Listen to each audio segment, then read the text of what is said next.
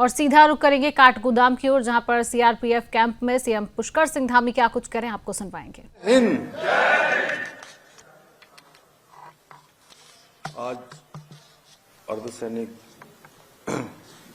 बलों के इस विशाल सम्मेलन में अभी आप सब लोग जिनको सुन रहे थे, हमारे सैनिक कल्याण विभाग समेत कई अन्य विभागों को भी वो मंत्री हैं और सैनिक हो या अर्धसैनिक हो हमेशा उनकी प्राथमिकता में रहते हैं।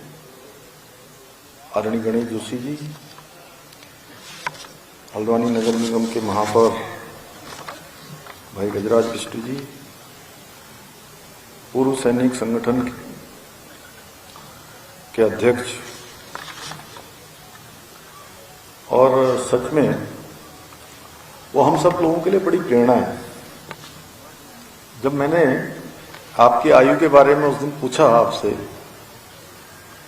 तो उन्होंने कहा 87 साल। तो मैंने कहा मैं भगवान से प्रार्थना करूंगा कि आप 100 साल तक ऐसे युवा बने रहिए। ऐसे श्री एसएस कोठियाल जी, सेवानिवृत्त ADG CRPF Shri HR Singh ji, engineer ML Verma ji, MS Negi ji उपाध्यक्ष और इस मंडल के अध्यक्ष, भानु प्रताप जी आईजी सीआरपीएफ, श्रीमती दीपा धर्मवाल जी जिला पंचायत के अध्यक्ष, प्रताप बिष्ट जी हमारे जिला अध्यक्ष,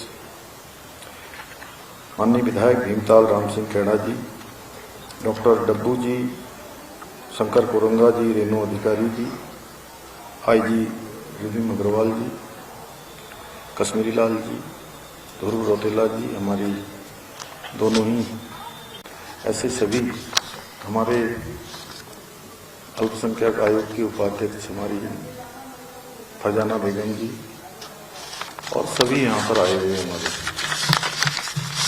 सभी हमारे अधिकारीगण, अर्धसैनिक बलों के सभी हमारे जवान,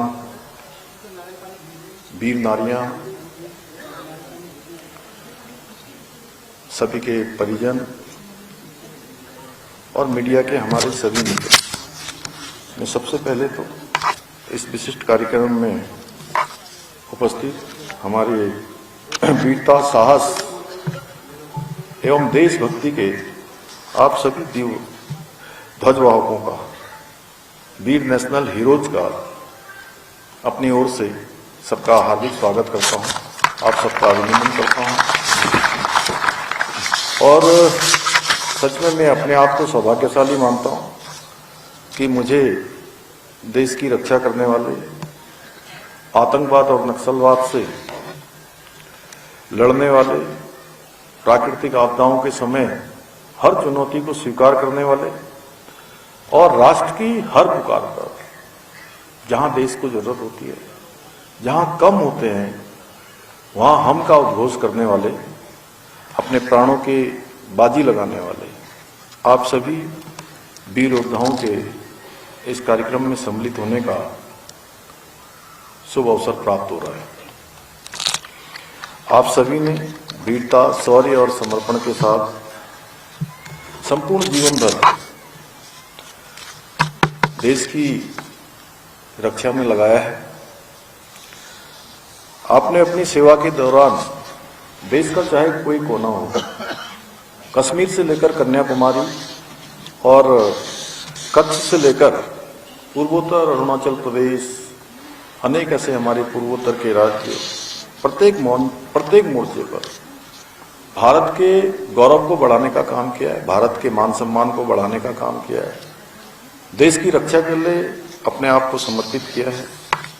आपके अंदर वीरता, अनुशासन और समर्पण के बल पर आपने भारत को मजबूत, सुरक्षित और गौरवशाली राष्ट्र के रूप में स्थापित करने में अपना बहुत महत्वपूर्ण योगदान दिया है। और सच में इसके बदले में अगर कोई बात देने की हो तो कुछ दिया नहीं जा सकता है, इसका कोई मूल्य चुकाया नहीं जा सकता है। अगर मैं उसको थोड़ा बदल के कहूं, अब कैसे दे सकते हैं? उस जवान के जवानी का कोई बदला चुका सकता है क्या?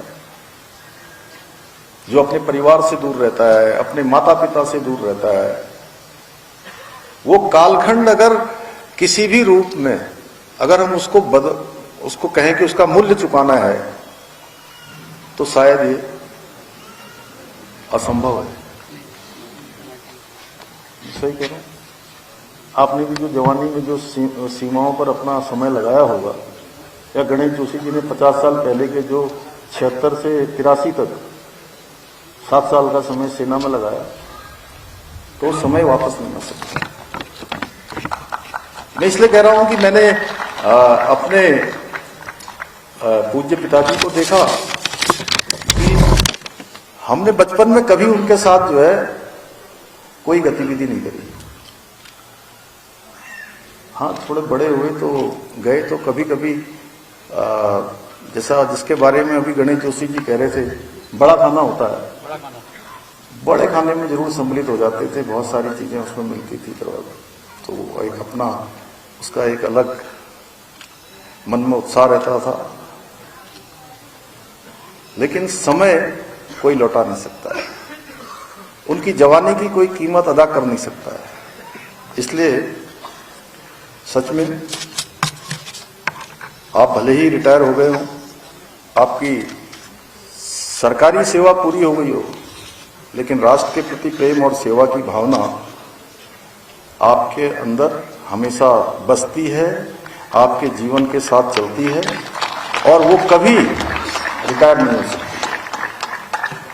आप जिस मोर्चे पर भी रहते हैं, वहां पर अनुभव, अनुशासन और कर्तव्य निष्ठा की एक नई मिसाल आप सबके द्वारा कायम होती है।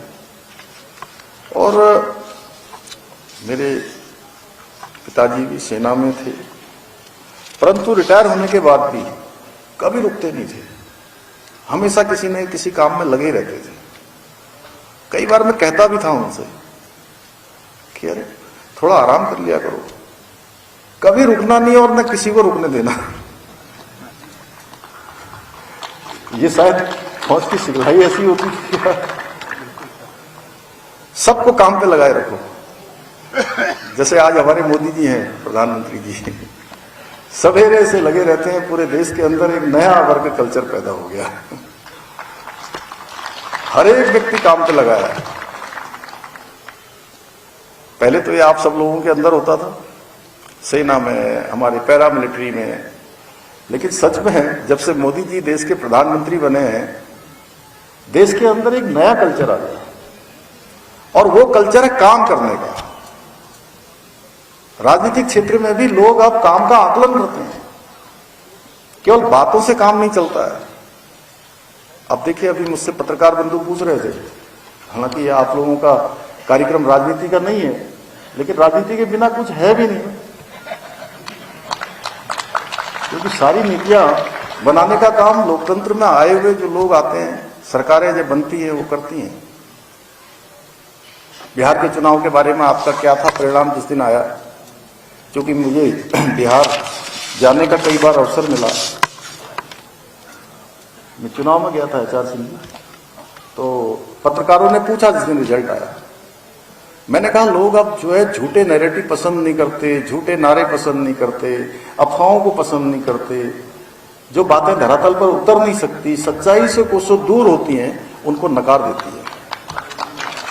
लोग काम को पसंद करते हैं, यही कारण है। देखिए आप, मोदी जी देश के तीसरी बार प्रधानमंत्री बनकर देश की सेवा कर रहे हैं, और जिस राज्य में भी चुनाव हो रहे हैं,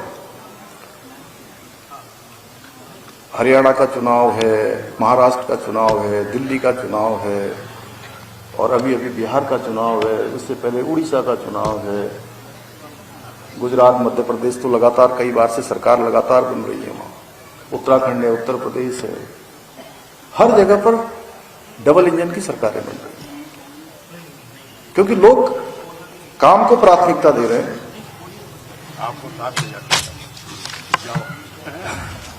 मैं तो पार्टी का एक कार्यकर्ता हूं और जहां भी पार्टी भेजती है, जहां भी जो भी काम बताते हैं उस काम को करने की कोशिश करता हूं। इसलिए मैं कहता हूं कि आप सबके अंदर राष्ट्र और समाज के लिए कर गुजरने का जज्बा है ना, हमेशा हमारे सैनिकों के अंदर रहता है, हमारे इन सुरक्षा बलों में काम करने वालों के अंदर रहता है। इसलिए मैं हमेशा कहता हूं कि सैनिक कभी पूर्व नहीं होता है, भूतपूर्व नहीं होता है। सैनिक हमेशा एक सैनिक होता है और जीवन पर्यंत एक सैनिक के रूप में उसका जीवन एक तरह से एक नया कार्य व्यवहार लेकर संपूर्ण जीवन समाज के साथ चलता है। इसलिए आप लोग भूतपूर्व नहीं है, आप सब लोग अभूतपूर्व हैं और देशभक्ति के चिरस्थायी प्रतीक हैं। जैसा कि आप सभी जानते हैं, हमारा प्रदेश देवभूमि के साथ साथ वीरभूमि भी है, क्योंकि हमारे प्रदेश का लगभग हर परिवार वो सेना से जुड़ा हुआ है या अर्धसैनिक बलों से जुड़ा हुआ है, किसी न किसी रूप में देश की सेवा को समर्पित है। इस बात का इतिहास साक्षी है कि हमारे वीर सपूतों ने मातृभूमि की रक्षा के लिए कभी अपने प्राणों की बलिदान देने में कभी कोई कोर कसर नहीं छोड़ी है। उत्तराखंड के वीरों ने हमेशा अपने साहस से, बहादुरी से ये दिखलाया है कि देवभूमि केवल शांति का मार्ग ही नहीं सिखाती है, बल्कि आवश्यकता पड़ने पर वो शौर्य और वीरता का और पराक्रम का प्रदर्शन भी कर सकती है। साथियों, सैनिक पुत्र होने के नाते और सच में मैंने जीवन में वो सारे अनुभव प्राप्त किए हैं जो एक सामान्य से सामान्य परिवेश में पैदा होने वाले और सैनिक परिवार में पैदा होने वाले एक उसकी एक पैदा होते ही जो चीजें मिल जाती हैं। और मैं इस बार जब जहां मैं पैदा हुआ था, पिथौरागढ़ जनपद का बहुत सीमांत क्षेत्र है, और इस जिम्मेदारी में आने के बाद मैं इस बार पहली बार वहां गया, क्योंकि वहां से लगभग 45 साल पहले यहाँ खटीमा के पास एक गांव में हम लोग आ गए थे। पिताजी सेना में थे। जब मैं वहां गया तो जब मैंने वहां का दृश्य देखा तो मैं सोच रहा था कि 12 घंटे वहां से बस पकड़ने के लिए पैदल चलना पड़ रहा था। तो मैं अपनी स्थिति को देख रहा था कि मैं 4 साल का बच्चा था, छोटा सा, मैं कैसे चलाऊंगा इतना। और चारों तरफ ऐसा हिमालय देखकर मुझे लगा कि वास्तव में मैंने कभी अपने बारे में ऐसा नहीं सोचा था। तब मुझे लगा कि देखिए कितनी कठिन परिस्थितियों में जैसे मैं हूं, सभी इसी तरह से निकलते हैं, हमारे यहाँ सबका ही वही कठिन जीवन है।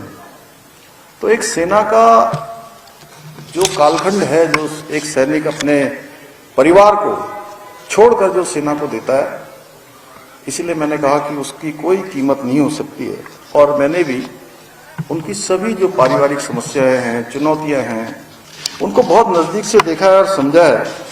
इसलिए मेरे हृदय में हमेशा जो हमारे बलिदानी हैं, शहीद हैं, अपने प्राणों का बलिदान देने वाले हैं, उनके परिवारों के प्रति गहरी संवेदनशीलता और समर्पण का भाव रहता है। और जब भी मैं आप सबके बीच में आता हूं तो सच में मन बहुत भावुक हो जाता है, क्योंकि मैं अपने को भी बहुत जोड़ लेता हूं, बहुत मतलब मैं वहीं पहुंच जाता हूं उस समय कि किस प्रकार की परेशानियां होती हैं, इसलिए भली भांति जानता हूं।